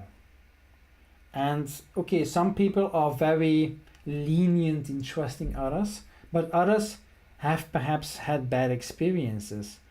Like, for example, someone on Vinted got scammed.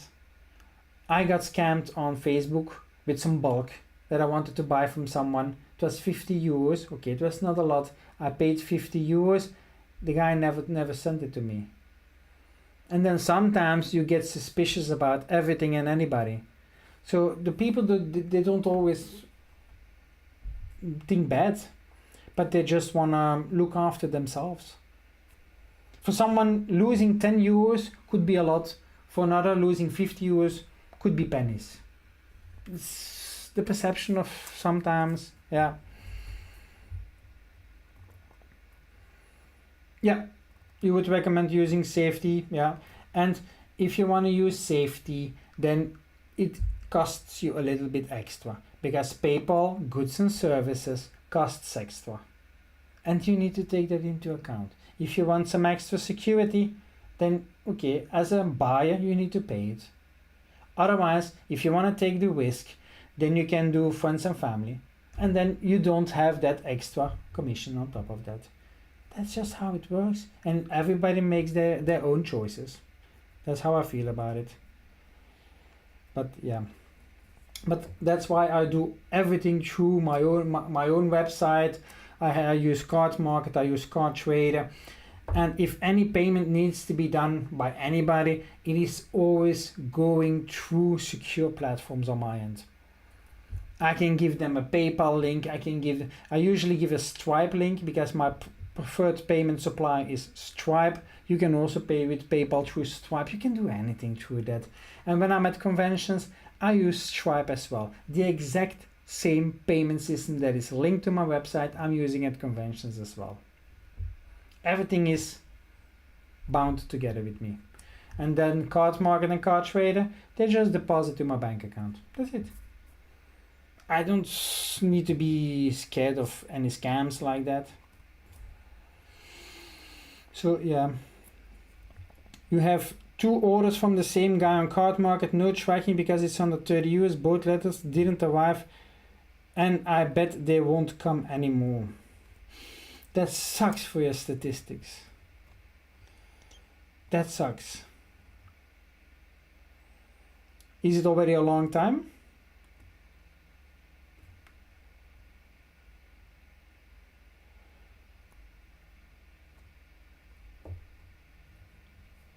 For real card chicos. So you bought 151 packs on Vinted, and in the description there was a long explanation about the set.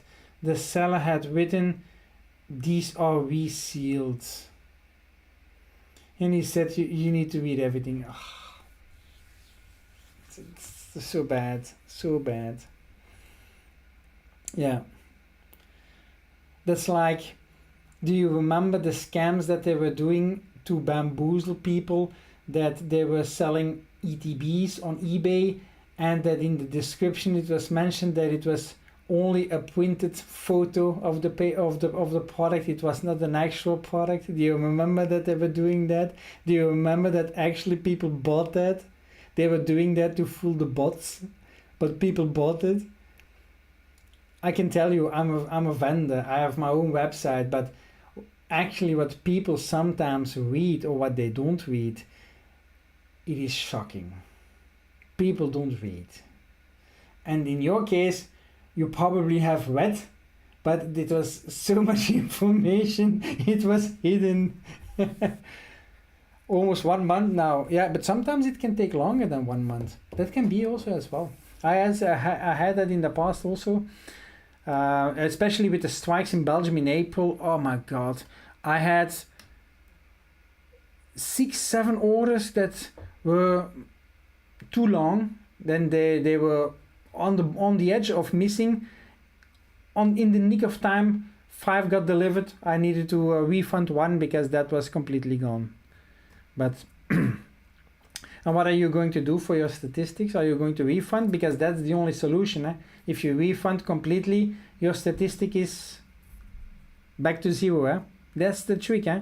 That's how we keep our not arrived number on 0. Eh? I already had a few that didn't arrive, but if you look on Card Market, not arrived, for me it's 0. Eh? I refunded 100%. But on the other hand, I'm a company. I need to do that. It's a law. It's a European law. I need to refund. Okay. By the law, I need to refund, but I only need to, yeah. I can tell you, you can sue me. You understand? So if you see companies which are not on 0, It's not good. That's not good. They didn't took their responsibility, or there was something going on.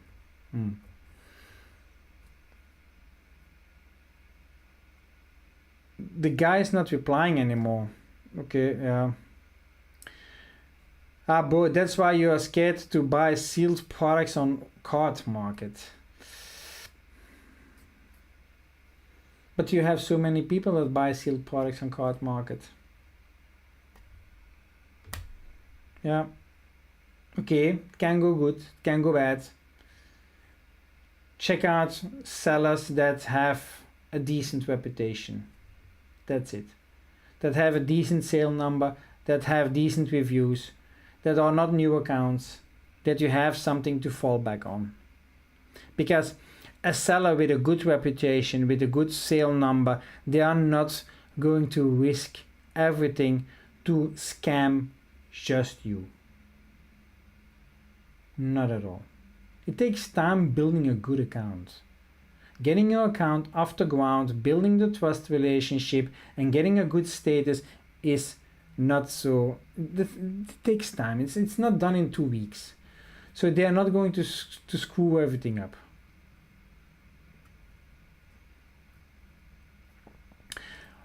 One Piece is difficult, bro. You know it. One Piece is very difficult. Yeah. I already told you, people buy, for example, an English One Piece case.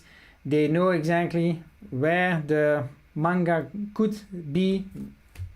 I've seen once a video, and they say in the bottom row, the top boxes they just sell off, and they open the bottom boxes and the rest they sell off. You can still have alternates, but no chance of a manga.